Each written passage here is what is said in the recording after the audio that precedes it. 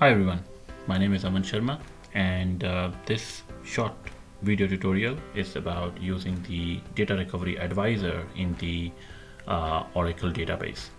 There are a lot of situations when we actually face the trouble in terms of getting the database recovered, and the hardest part in terms of performing any recovery is to find out the correct commands or the procedures to basically perform the recovery.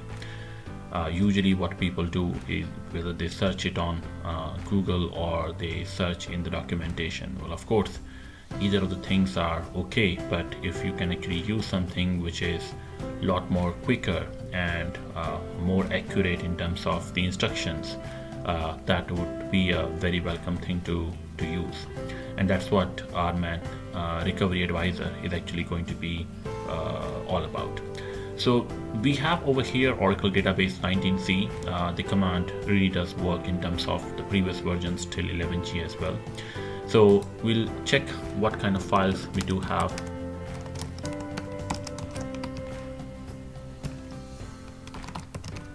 So we have a file here called test.dbs, and let's check actually in the RMAN, do we have any backups available with the database or not. So we don't really have a backup.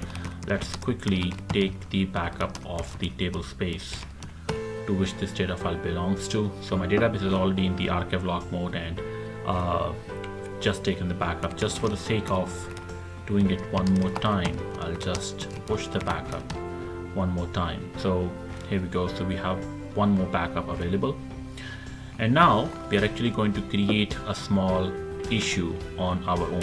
So what we will do is we will rename this file so that the system cannot find this file actually, and we will initiate bounce of the database so that for sure the database is actually going to find that this file is not existing, and that means it is going to throw us the data file not found error. So we can see that system is telling us that the file it cannot actually find. We of course know that the file has been renamed, and now it's a good time basically to fire up the RMAN and see what RMAN actually does. So the first command in terms of the Data Recovery Advisor is basically the list failure. As you can see that the system is telling us there is a failure with an ID with a priority which is high, and it is a currently opened failure, and it is saying that there are one or more non-system data files missing. Now of course this is not really very elaborative, so let's actually look at the detail of this.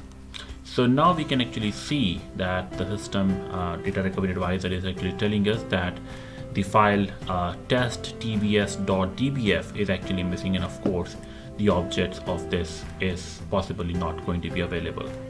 Now what we can actually do is we can actually ask the Data Recovery Advisor to tell us what we can possibly do actually into this particular situation. Now you can actually see it is telling us that if the file is unintentionally renamed or moved, we can actually restore it, or we can also opt for recovery of the file, and the recovery is actually possible by going into this particular script which is actually given to us in the diag folder with the .hm, that stands for Health Monitor extension.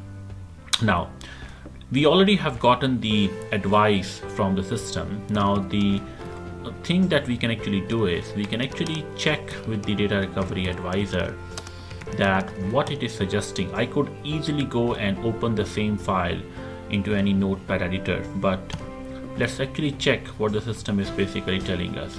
So basically it is just the complete output of this particular Health Monitor file. So you can see that the system Data Recovery Advisor is telling us we should restore the file, we should recover the file, and we should then actually bring the file online. Now we have already seen the preview, we are possibly okay with it, and now we can actually go ahead and we can tell the system that go ahead and repair it. Now it is prompting us that whether we actually do want to do that or not. We could actually use a no prompt option basically to tell that, okay, we don't really want any inputs given by us. Whatever the data recovery advisor thinks is useful, it should actually go ahead and do. But since we have not opted for that, so let's go for a yes. So you can actually see that the system has performed the recovery is completed, the file has been brought online. Since my database was actually in a mount stage, now the system is asking us, data recovery advisor is asking us, do we want to bring this database open? So we say yes, and that will actually complete the recovery and database is actually opened. So we can actually come over here and possibly go to this location and see that do we have, or what do we actually have here in terms of this particular file. So we can actually see that we do have the original file and we do have the restored file as well, actually in terms of the system. So that means the recovery is actually completed. So data recovery advisor is possibly one of the best ways actually to perform the recovery, or at least to know what procedures one actually wants to use for recovery in case there is going to be a media crash or a media recovery requirement in terms of the Oracle database. I hope it is going to be useful, and do subscribe for more such video tutorials on the Oracle database. Thank you everyone.